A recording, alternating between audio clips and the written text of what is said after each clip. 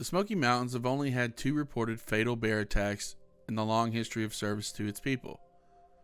The fact of the matter is that bears and humans are bound to interact with each other every now and then, especially when 2,000 black bears live in the Smoky Mountains and over 10 million people visit these same mountains every year. Learning about and understanding how these fatal bear attacks happened will better prepare visitors and adventurers alike for potentially dangerous bear interactions. On September 11, 2020, a group of backpackers were hiking near Hazel Creek, which is a fairly remote area of the park. They came upon an empty tent at Hazel Creek Campsite 82. That's when they began wondering where the camper was. They eventually found what looked to be a deceased human body on the other side of the creek, being consumed by a black bear. The backpackers reported the incident and rangers arrived at the scene and killed the bear.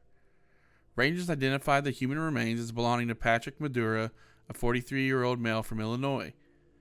After the autopsy, officials were able to confirm that Madura died from the wounds the bear gave him. The cause of death was a combination of blunt trauma to the head, neck, torso, and extremities, as well as multiple puncture wounds consistent with bear claws. Anytime black bears are caught attacking humans, Park Service officials have to determine what steps to take next. Since the black bear had been actively eating human flesh, officials knew it would be best to kill the bear. The reasoning behind this is that once a bear learns to eat human flesh, it is extremely likely that it will do it again, which the National Park Service can't allow. Once they performed an autopsy on the black bear in question, it confirmed their fears. The black bear had a significant amount of human tissue in its stomach. To talk about the other fatal black bear attack in the Smokies, we have to go back to the year 2000. Up until the black bear attack in the year 2000, no one had ever been killed by a black bear in the Great Smoky Mountains National Park or any national park. Unfortunately, Glenda Bradley, an 84-year-old hiker, was about to make history when she stepped out of her vehicle and entered the Little River Trail. Bradley, an experienced hiker, chose to adventure with her ex-husband, Ralph Hill. Their plan was for her ex-husband to fish in the Little River while she explored down the trail. They split up at 1 p.m., about 2.5 miles from their vehicle. In a couple of hours, the couple was supposed to meet back up with each other at the same spot they split up on the trail. Over the last few days, hikers and scientists had noticed unusually aggressive activity from bears in the area. Specifically, it was believed that an adult female and a yearling female were the aggressors in every interaction. At around 3 p.m., a couple scientists taking water samples near the metal bridge spanning Little Creek spoke to an older lone hiker, thought to be Bradley, who seemed fine by all accounts as she moved on. As Bradley continued up the trail, the group she had just met were still within a short distance of her. That's when they heard it. A screech. And it came from the direction Bradley left off in. At that time, the group had only heard one sound, and as the rain began to pour and the rush of the creek grew louder, they couldn't hear anything else.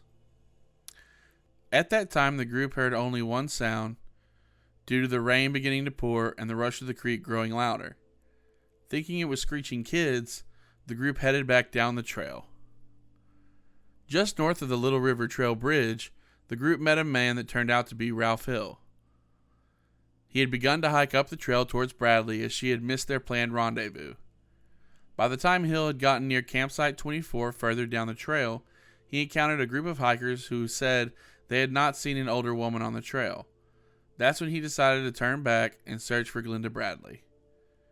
As he returned to the bridge spanning the creek, he spotted a fisherman putting his boots on. He asked him if he had seen an older woman hiking.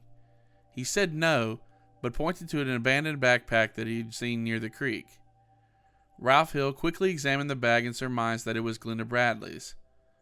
At this point, he entered a state of shock. After asking the fisherman to report his missing ex-wife, Hill continued searching around the bridge, eventually going downstream and back upstream to the bridge. On his return upstream to the bridge, he spotted 2 black bears hovering over what looked to be a dead human body. It was a gruesome and tragic scene.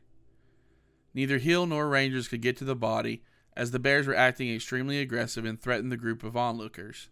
Eventually, the rangers were able to kill the animals. The investigation into the first fatal bear attack in the park would go on for nearly a year, but it would find sufficient evidence of what had happened. Glenda Bradley suffered major trauma to her neck, arms, and buttocks, and had both her carotid artery and femoral artery severed by the bears. This would have meant that Bradley lost consciousness within seconds and died within minutes. After finding pictures of the bears on Bradley's camera, officials surmised that the bears had approached her on the bridge when Bradley began taking the pictures. The bears responded aggressively to the pictures and began approaching Bradley. As an experienced hiker, Bradley most likely stood her ground as long as she could until her fight or flight senses kicked in and caused her to run. Footprints found near the scene were consistent with a long stride, leading investigators to the conclusion that Bradley was actively running from the bears when they attacked. Once the bears attacked Bradley, evidence shows that she tried to fight them off, but ultimately failed. The autopsy on the bears showed evidence of malnourishment in both of them, which investigators and scientists believe caused their aggressive behavior. This massive tragedy was the first of its kind in the Smoky Mountains. It goes to show that these attacks can happen in an instant, even with people around. There were over a dozen hikers within yelling distance of the victim, but the bears didn't need much time or space. Anytime you visit the Smoky Mountains or any wilderness area where bears are known to live, it's crucial that you understand the potential danger they come with. A simple bad day or foul mood could turn these furry creatures into killing machines. It's important to know what to do in a dangerous situation with a bear. Even though bear attacks are extremely rare, you must be prepared just in case.